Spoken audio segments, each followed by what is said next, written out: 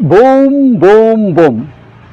ನಿಮಗೆ ಗೊತ್ತಾ, ಡಜನ್ನಲ್ಲಿ 12 ಯಾಕಿರುತ್ತೆ, 10, 11, 13 ಯಾಕಿರಲ್ಲ ಎಂದಾದರೂ ಆಲೋಚನೆ ಮಾಡಿದ್ದೀರಾ?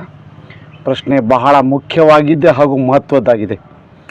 ಈಗ ಹೇಳ್ತೀನಿ ನಾನು. 1 ಡಜನ್ ಅಂದರೆ 12 ಯೂನಿಟ್. ಆ 12ರ ಸಂಖ್ಯೆ 1, 2, 3, 4, 6ರಿಂದ ಅಂಕಗಳಿಂದ ಭಾಗ ಆಗುತ್ತದೆ. 2ರನ್ನು 6 ಅಂಕದಲ್ಲಿ ಅನುಪಾತದಲ್ಲಿ ಇಡ್ಬೋದು, 3ರನ್ನು 4ರ ಅನುಪಾತದಲ್ಲಿ ಇಡ್ಬೋದು, 6ಅನ್ನು 2 ಅನುಪಾತದಲ್ಲಿ ಇಡ್ಬೋದು. ಇದನ್ನು ನೀವು 10, 11, 13ರಿಂದ ಈ ರೀತಿ ಮಾಡಲು ಸಾಧ್ಯವಿಲ್ಲ. ನೀವು ನೋಡಿರ್ಬೋದು, ಒಂದು ಚೌಕಾಕಾರದ ಬಾಕ್ಸ್ ತೊಗೊಂಡ್ರೆ ಅದರಲ್ಲಿ ನೀವು ನೀಟಾಗಿ 9 ಲಡ್ಡು ಜೋಡಿಸ್ಬೋದು.